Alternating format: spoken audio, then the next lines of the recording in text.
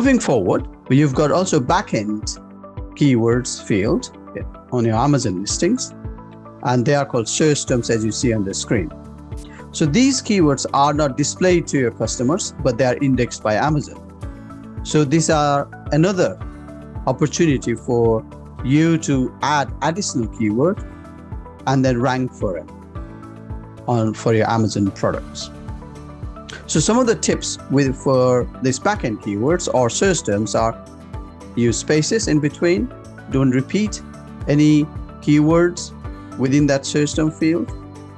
Try to keep it as unique as possible, so you are indexing for additional keyword which is not part of the content already. Hey, it's Riya Mittal here. Before you leave, make sure to subscribe to Seller App's main YouTube channel, where we upload all things Amazon and some how-to guides that will make sure that you're winning on Amazon. You will not get this anywhere else. Until the next time, happy selling.